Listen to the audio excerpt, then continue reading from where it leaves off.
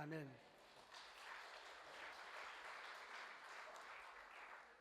아주 훌륭한 수도사 한 분이 계셨습니다.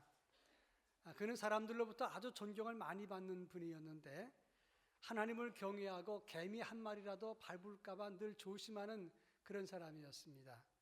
또 어떤 경우는 하나님이 만든 물건 하나 깨뜨리지 않기 위해서 상당히 신중하게 살아가는 그런 사람이었습니다.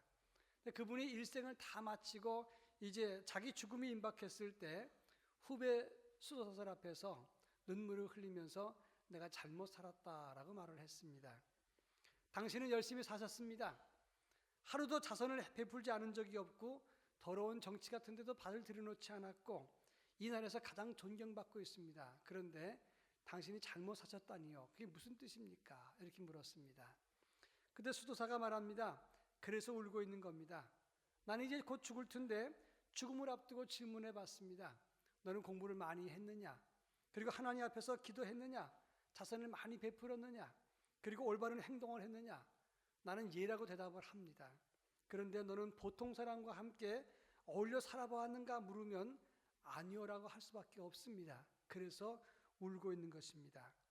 내가 기도를 많이 하고 그리고 때로는 자선을 베풀고 공부를 했습니다. 올바른 행동했던 것은 다 나를 위해서 행동한 것이지만 진정으로 남을 섬기면서 더불어 살지 못했습니다. 그래서 눈물을 흘리는 겁니다. 이렇게 이야기를 했습니다. 수도사의 눈물은 가족과 이웃과 함께 더불어 산다는 것이 얼마나 소중한 일인가 하는 것을 우리에게 가르쳐줌과 동시에 우리의 삶 속에서 서로 교제하고 섬기는 것이 얼마나 소중하고 중요한 일인가를 알게 해주는 것이다. 그리고 동시에 그 일은 결코 쉬운 일이 아니다고 하는 것을 말씀하고 있는 것입니다. 우리는 지난 시간에 예수님의 공생의 마지막 부분에 지금 시기를 말하자면 사순절 기간쯤에 주셨던 겨자씨 비유의 말씀을 우리가 함께 생각해 보았습니다. 제자들이 예수님께 물었습니다. 예수님, 우리에게 믿음을 더하소서. 그랬을 때 예수님께서 대답해 주신 것이 너희에게 겨자씨만한 믿음이 있었더라면 이 뽕나무더러 뿌리가 뽑혀 바다에 심겨라 하였을 것이요 그것이 너희에게 순종하였으리라 라고 말씀을 하셨습니다. 그들의 생각은 우리가 예수님을 따르기 위해서 우리의 모든 것을 다 버리고 예수님을 따라갔습니다. 그리고 3년 동안 수고한 것이 얼마입니까? 그리고 우리가 예수님을 따르기 위해서 항상 주 앞에 수고한 하나님의 사람들입니다. 그런 생각이 있었던 것입니다. 그런데 예수님께서는 너희에게 겨자씨만한 믿음이 정말 있느냐 이렇게 되물으셨다 하는 것입니다. 그리고 연이어서 주신 비유의 말씀이 오늘 우리가 읽은 무익한 종의 비유라 하는 것입니다.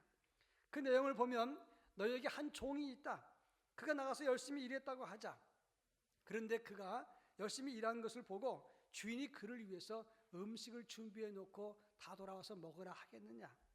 일한 뒤에도 너희는 그 종은 주인의 수발을 다 들고 그 후에야 먹을 것이 아니겠느냐? 너희가 주인의 명대로 다 했다고 해도 주인이 너희에게 특별히 살해하고 감사하겠느냐?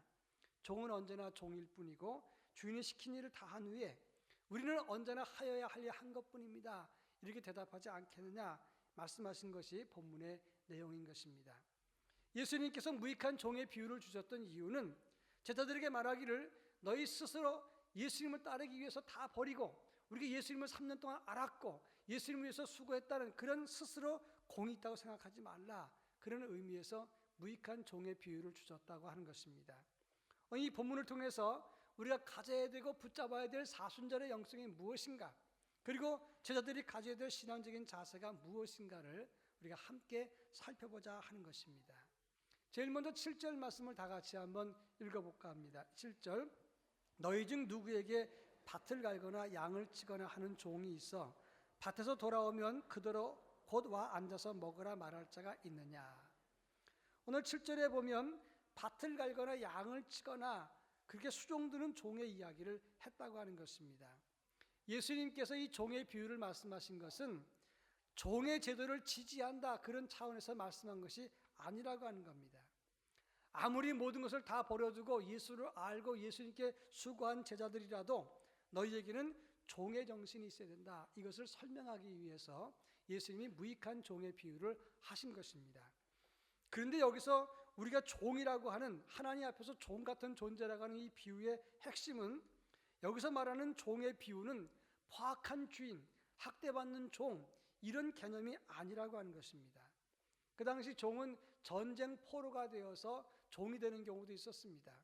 때로는 팔려온 종도 있었고, 종이 자식을 낳았을 때 그 자녀가 종이 되는 경우도 있었습니다. 그런데 그런 종 말고도 또 다른 유형의 종이 있었습니다. 살 길이 아주 막연해서 스스로 종된 사람입니다. 살기가 너무나 힘들어서 가족들이 다 팔려나가고 이제 다 찢겨지고 흩어지는 그런 위기의 때에 선한 주인이 와서 그 종들을 다 사서 주인이 구해주고 함께 살게 한 그런 경우도 있었다고 하는 것입니다. 제가 한 예를 들어서 설명하겠습니다. 우리 총의 가장 아름다운 미담 사례 중에서 이자익 목사와 조덥상 장로의 이야기가 있습니다. 여러분 한 번쯤 들어보셨을 건데, 이자익이라고 하는 사람은 경남 남해에서 출생을 했습니다. 근데 6살 때 조실 부모하고 학교도 다니지 못했습니다. 친척집 거기서 위탁을 받았는데, 그분은 이 섬에 살았기 때문에 섬에서 살면서 굉장히 고생을 했습니다. 먹을 것도 제대로 못 먹고, 그러니까 할 수 없어 이자익은 그 친척집에서 탈출을 합니다. 그리고 난 다음에 무태 들어와서 걸어서 금산까지 가서 금산의 제일 부자인 조덥상 씨의 가정에 가게 됩니다. 머슴들도 흰쌀밥을 먹는 것을 보면서 크게 감동을 받고, 이제 나도 머슴으로 좀 써주십시오라고 부탁을 합니다. 그래서 그때부터 이자익은 조덕삼의 마부가 돼서 일을 하게 됩니다. 머슴으로 살면서 남이 글 공부하는 걸 보면서 귀동냥으로 공부를 하는 걸 보고 조덕삼은 이자익을 공부를 시키기로 결심을 하고 자기 아들과 함께 천자문을 공부시킵니다. 근데 그때의 데이트라고 하는 선교사가 그 지역에서 선교 활동을 하다가 조덕삼이 부자니까 예수 믿으라고 권면을 했을 때 하도 초청을 하니까 이제 그 예배당에 한번 가보자. 그리고 누굴 데려가냐면 마부인 이자익을 데려갑니다.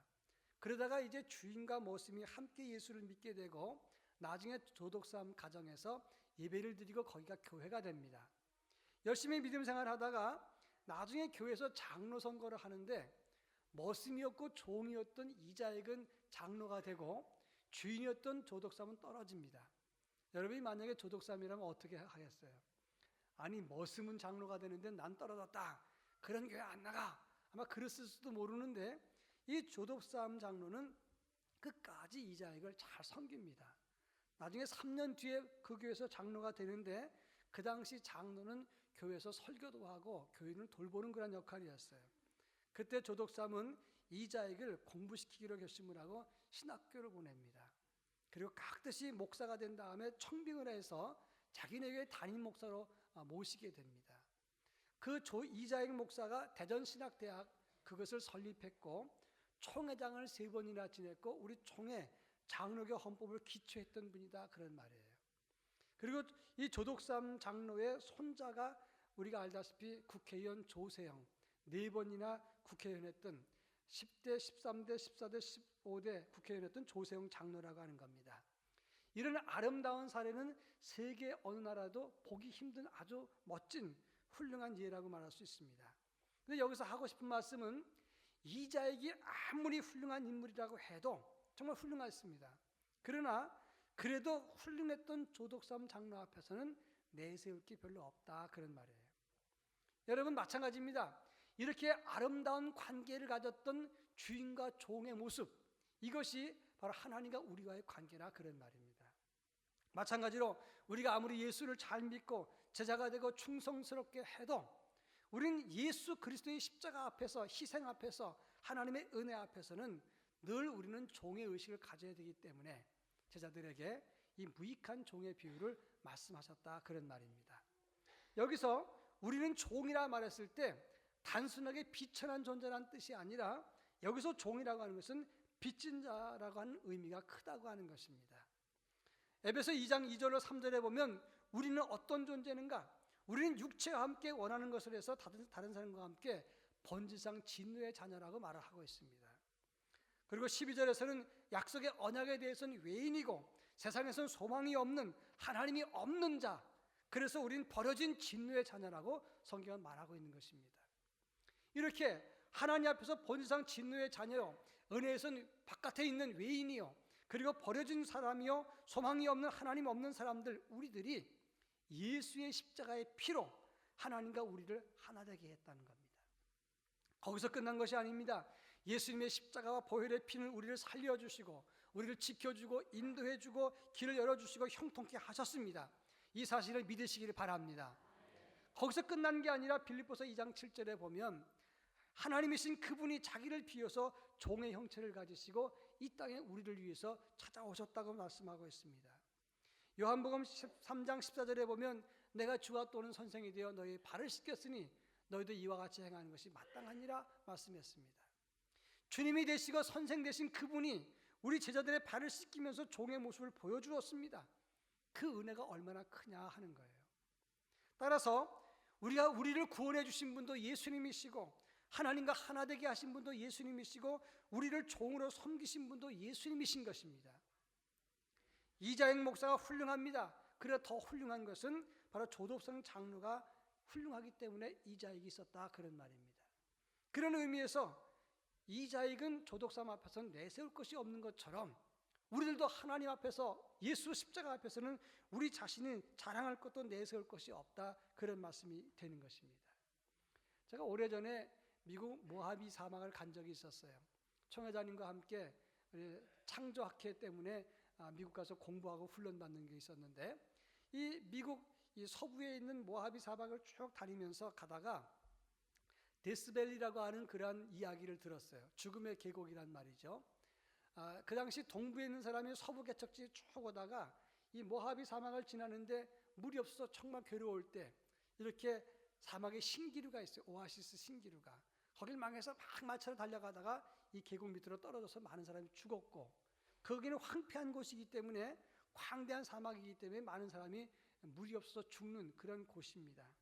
이 죽음의 계곡이라고 하는 데스밸리, 달나라 모습을 갖고 있고 광대한 사막입니다. 죽음의 공포를 느끼게 하는 땅이에요. 그래서 영화 촬영에도 많이 나오는 곳입니다. 그런데 얼마 전에 그곳에 그 사막이 꽃바다를 이뤘다는 그런 기사를 봤습니다. 갑자기 비가 많이 쏟아져서 그 사막이 다 꽃으로 뒤덮였다는 겁니다. 어떻게 해서 그런 장관을 연출하게 되었는가? 죽음의 땅이 좋아서 그것이 꽃바다가 된 것이냐? 그게 아니라는 거예요. 그동안 날아왔던 씨앗들이 그 사막에 다 숨어 있었습니다. 그런데 거기에 비가 내리니까 그것이 싹이 나가지고 그것이 꽃바다를 이루었다, 그런 말입니다.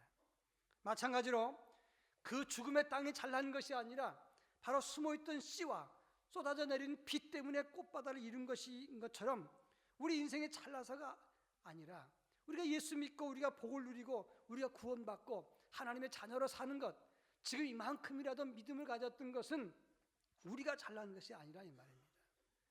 예수 복음의 씨와 은총의 비가 내렸기 때문에 우리가 꽃이 핀 것처럼 오늘 우리도 이 자리에 있다, 그런 말씀이에요. 제자들이 아무리 배와 그물을 버려들고 예수님을 따랐습니다. 그리고 3년 동안 예수를 알았습니다. 그리고 수고도 했습니다. 그러나 그들의 자랑은 그들 스스로가 있는 것이 아니라 예수 외에는 아무것도 없다, 그런 말입니다. 그런 의미에서 너희가 예수를 따르고 그리고 가지고 있는 것을 포기하고 예수를 위해서 수고도 하고 예수를 알았어도 너희는 바로 빚진 종과 같은 자세를 가져야 되는 것이다. 그래서 예수님이 이 비유의 말씀을 하신 것입니다. 그런 차원에서 우리도 하나님 앞에서 우리는 아무것도 아니라는 고백을 할 때 이것이 우리가 가져야 될 사순절의 영성이라고 하는 것입니다. 바라기는 우리는 아무것도 아닙니다. 이런 믿음의 고백이 우리의 고백될 수 있기를 주의 이름으로 축원합니다. 자, 그러면 이 본문을 통해서 하나님과 우리와의 관계가 바로 빚진 종의 관계라고 말씀을 했는데, 그러면 성경은 너희는 종이니까 그냥 섬기기만 하라 이렇게 말씀했느냐 하는 겁니다. 그게 아니라 바로 섬김의 본을 예수님께서 먼저 보여주었다고 성경은 말씀하고 있는 것입니다. 오늘 8절 말씀을 다 같이 한번 읽어보겠습니다. 8절, 도리어 그더러 내 먹을 것을 준비하고 띠를 띠고 내가 먹고 사는 동안 수종 들고 너는 그 위에 먹고 마시라 하지 않겠느냐. 이 8절에 보면 종의 모습을 설명해 주고 있습니다. 8절에 보면 내 먹을 것을 준비하고 또 띠를 띠고 수종 들고 이런 말씀이 기록되어 있는데, 준비하다는 말은 헤토이마조라고 하는 단어인데 미리미리 갖추고 준비한다 그런 뜻이에요. 또 띠를 띈다는 말은 페르전눔이라는 말을 썼는데 이 몸 일하기 위해서 몸을 끈으로 묶고 그 다음에 띠로 띠는 것, 단단하게 졸라매는 것을 말합니다. 수종들다는 말은 디아코네오라는 말을 쓰는데 이것은 돕는다, 섬긴다 그런 뜻이 있어요. 이 말은 무슨 말이냐? 주인 옆에서 시종 들기 위해서 옷을 쪼매매고 준비된 자세로 대기하고 있는 상태를 말하는 것입니다. 군대 갔다 오신 분들은 알 겁니다만은 5분 대기조라는 말이 있어요. 출동 그러면 5분 안에 완전 군장을 하고 그다음에 무기 같은 거 다 준비를 하고 자동차에 타서 출동을 해야 되는 겁니다. 그러니까 5분 대기조들은 군화를 신고 옷을 입고 완전 무장을 하고 쪽잠을 자야 되는 거예요. 그렇게 가수면 상태로 늘 대기하고 있어야만 그래야 다른 부대원들이 다 편한 겁니다. 마찬가지로 늘 항상 섬기기 위해서 대기하고 있는 사람이 있을 때 주인이 편안한 거예요. 그런데 이런 모습을 보인 것이 종의 모습이라는 겁니다. 그런데 종의 모습을 보인 원조가 누구냐? 바로 우리에게만 종이 되라는 게 아니라 예수님 스스로가 종이 되셨다는 겁니다. 이 땅에 오실 때 예수님은 하나님의 아들이셨지만 종의 모습을 가지시고 이 땅에 오셨어요. 그리고 요한복음 13장 4절에 보면 예수님께서 성목요일 때 수건을 허리에 두르시고 제자들의 발을 씻기시면서 종의 모습을 보여주었다 성경에 말하고 있지 않습니까? 디모데후서 4장에 보면 바울이 그의 일생 마지막 순간에 차가운 감옥 바닥에 병든 몸을 누이고 지내고 있습니다. 다가오는 추위가 너무 두려우니까 디모데에게 말합니다. 들어와 가보의 집에 있던 겉옷을 좀 가져다 달라. 책은 가죽 종이에 쓴 것을 가지고 오라 말하면서 모두가 다 나를 버렸어도 나는 그들에게 허물을 돌리지 않는다 말합니다.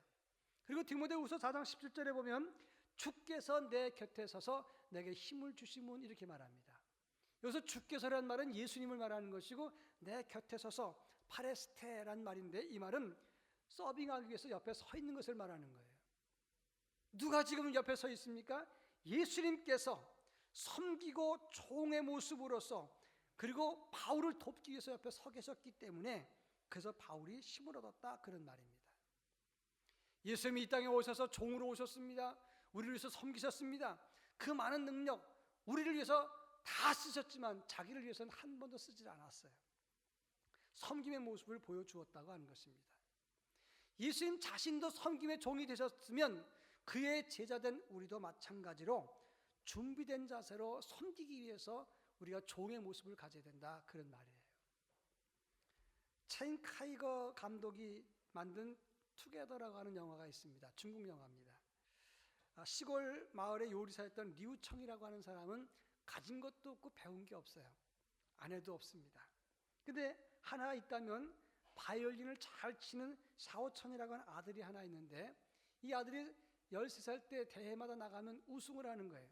그러니까 이 아들을 위해서 내가 성공을 시켜야 되겠다 생각하고 희생하기로 결심합니다. 그리고 시골에서 베이징으로 돌아와서 이 아들 무작정 상경을 해갖고는 아들 훌륭하게 가르치기 위해서 레슨비를 벌기 위해서 음식점 배달원도 하고 고층 빌딩에 유리창도 닦고 죽을 고생을 하면서 일을 합니다.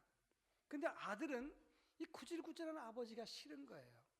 그리고 아버지가 비굴하게 늘 굽신대는 것도 싫고 반발을 합니다.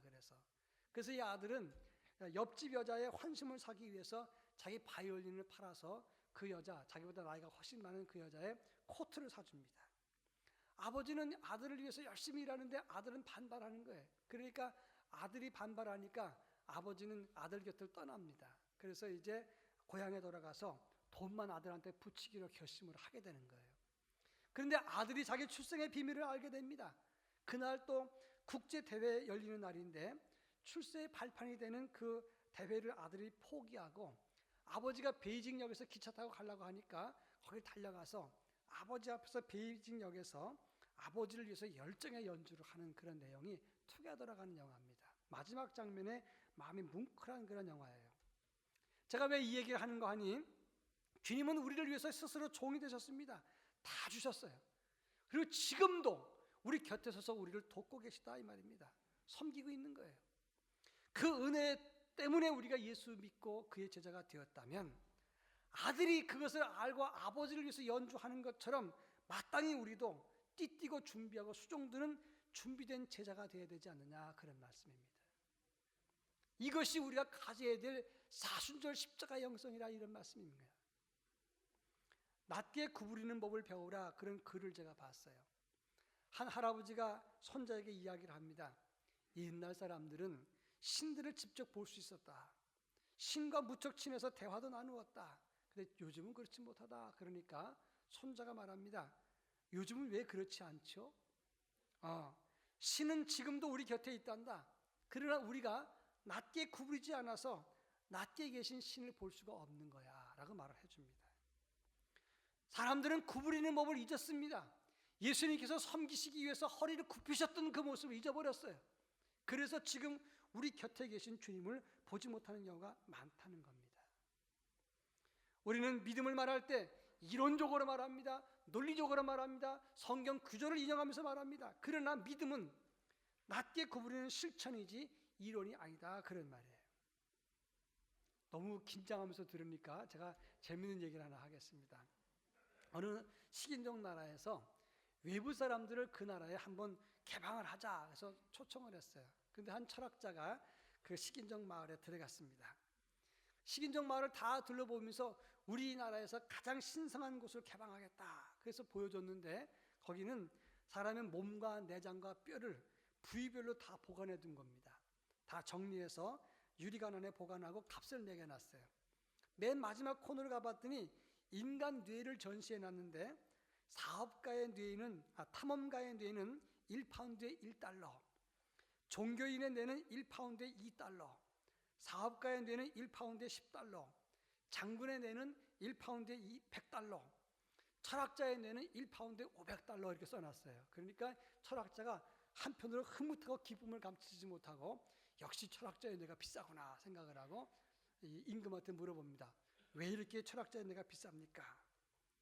철학자의 뇌는 속이 비어서 1파운드를 채우려면 많이 죽여야 되기 때문에 그래서 뇌가 비싸다, 이렇게 얘기를 했다는 겁니다. 별로 안 웃긴가 봐요. 제가 말하고자 하는 말은 뭐냐면, 말이 많고 실속이 없고 실천이 없으면 그건 가치가 없다는 것을 말하는 겁니다. 예수 믿는 논리, 제자도 그것은 말에 있는 게 아니고 논리에 있는 게 아닙니다. 종의 모습, 예수님께서 보여주었던 그 종의 모습을 우리가 실천할 때, 그럴 때 거기에 진정한 가치가 있다고 말할 수가 있는 겁니다. 그러면 종은 어떤 모습으로 일을 해야 되느냐? 오늘 10절 말씀 다 같이 한번 읽어보겠습니다. 10절. 이와 같이 너희도 명령을 받은 것을 다 행한 후에 이르기를 우리는 무익한 종이라 우리가 하여야 할 일을 한 것뿐이라 할지니라. 오늘 종이 말하기를 우리는 무익한 종입니다. 하여야 할 일 한 것뿐입니다, 라고 말합니다. 그래서 무익한 종이란 말은 쓸모없다, 불필요한 존재다, 그런 뜻이 아니에요. 여기서 말하는 무익한 종이란 말은 내가 종으로서 수고도 했고 봉사도 하고 여러 가지 일을 했지만 나는 살해받을 것이 없습니다. 겸손의 표현인 것입니다. 여러분, 예수님을 보십시오. 예수님께서 우리 위해서 물과 피를 다 흘리시고 그리고 온 인류를 위해서 십자가를 지셨습니다. 전제와 같이 자기 자신을 다 부어드렸어요. 그런데 그 후 예수님이 십자가 지시고 죽으시고 부활하신 다음에 예수님께서 스스로 공치사하거나 자화자찬한 것이 있습니까? 없었어요. 십자가에 죽으시고 물과 피를 다 흘리셨을 때 그 십자가 전에는 완전한 희생을 하셨고 십자가 지신 다음에 부활하신 다음에 죽음의 권세 뿌리인 무덤까지 내려가셨다고 성경에 말하고 있지 않습니까? 베드로전서 3장 18절로 19절에 보면 육체로는 죽음을 당하시고 영으로는 살리심을 받으셨으니 그가 또한 영으로 가서 옥에 있는 영들에게 선포하시니라, 이렇게 말씀하고 있어요. 여기서 옥에 있는 영들에게 이것을 보고 사람들은 지옥, 무덤의 뿌리, 그리고 그 지옥에 가서 하나님 말씀 구원 선포했다, 이렇게 해석을 합니다. 그러나 원래 해석은 성령으로 부활하시고 영원한 생명을 가지시고 영적으로 어두운 이 세상에 생명을 전하셨다, 이런 말씀이 되는 거예요. 어찌됐든 간에 예수님이 십자가 지시기 전에도 우리를 위해서 완전한 희생하셨어요. 십자가 지시고 부활하신 다음에도 예수님은 스스로 이렇게 희생한 것에 대해서 자화자찬하거나 공치사하지 않습니다.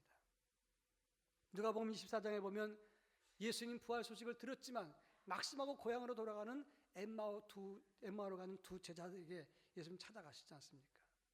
그리고 자기에 대해서 자세히 설명을 하시면서 그들의 눈을 뜨게 했어요. 그런데 그 구절 보면 단 한 절도 내가 너희 위해서 십자가를 지고 죽었는데 너희들 도대체 뭐 하는 거냐?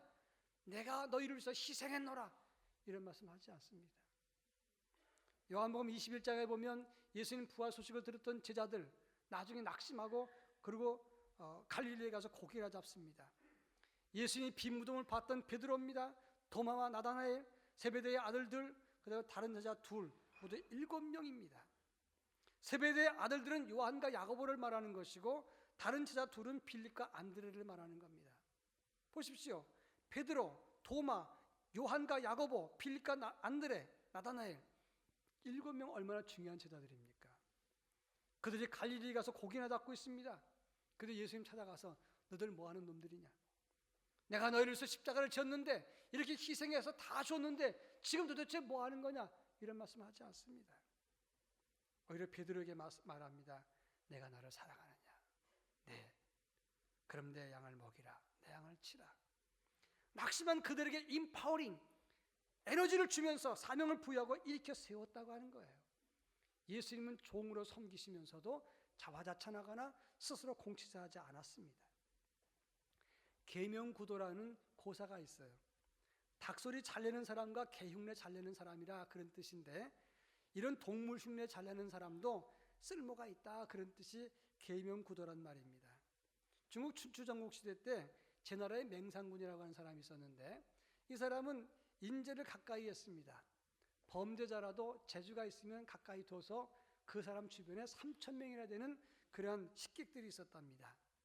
진나라의 소왕이란 사람이 이 사람 맹상군을 쓰면 잘 되겠다 싶어서 이 사람을 초청해서 재상으로 임명하려고 하니까 신하들이 반대를 했어요. 제 나라 사람이면 제 나라만 유할 것인데 어찌 그런 사람을 재상으로 쓰려고 합니까? 안 됩니다. 반대해서 이 진나라 소왕이 포기를 했습니다. 그러나 이 맹상군을 가만히 보면 그 사람 주변에 있는 인재들이 많으니까 그 위력이 겁나서 그냥 보내기보다는 차라리 죽이는 게 낫다. 그래서 그 일행을 감금해 버립니다. 그때 이 맹상군 일행이 감금되니까 어떻게 할 수가 없어요. 아무 죄도 없는데 죽이려고 하니까. 그래서 고민을 하는데 이 소왕의 총애를 받던 여인이 있으니까 그 사람한테 슬그머니 얘기를 했어요. 그랬더니 호백구를 주면 내가 도와주겠다 말합니다. 이 호백구라는 것은 흰여우 가죽으로 만든 갑옷인데 천금이나 되는 아주 가치가 귀한 겁니다. 근데 소왕이 자기를 초청했기 때문에 이 맹상군은 그 갑옷 자기가 갖고 있던 것을 왕한테 먼저 줬단 말이에요. 없어요.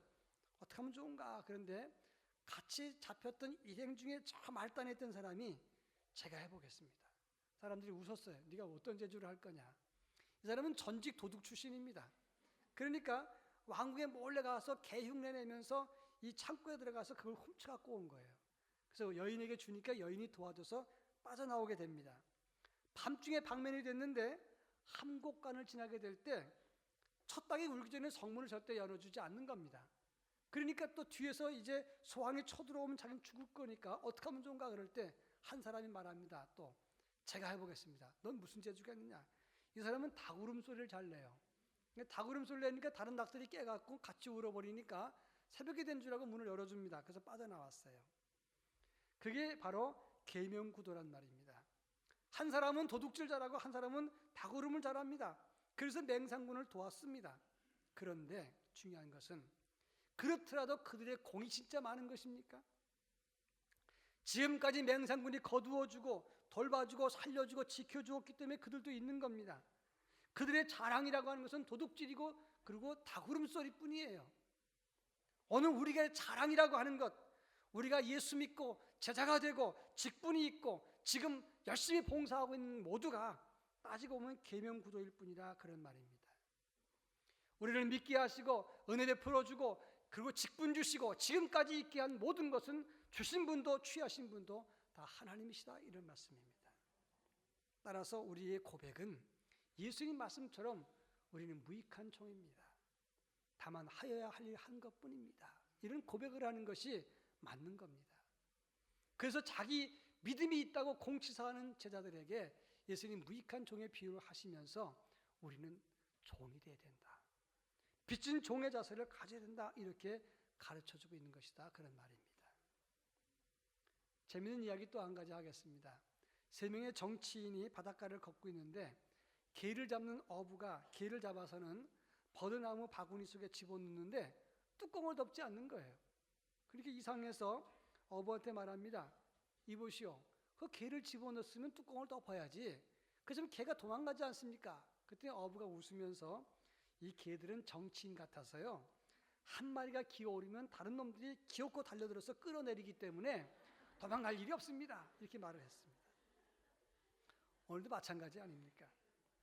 자기는 섬기지도 않으면서 남 섬기면 그걸 끌어내리려고 애를 씁니다. 나만 앞서야 된다고 기를 씁니다. 이게 오늘 우리들의 모습이라 그런 말이죠. 주님이 종으로 본을 보이셨으면 그 은혜로 인해서 우리가 구원받았다면 우리도 섬기는 종이 되어야 되는 게 맞습니다. 십자가의 희생, 자기를 비우신 종의 모습, 섬기기 위해서 기꺼이 종이 되신 예수님 모습을 본받고 우리도 섬기는 종으로 사는 것이 사순절의 영성인 것입니다.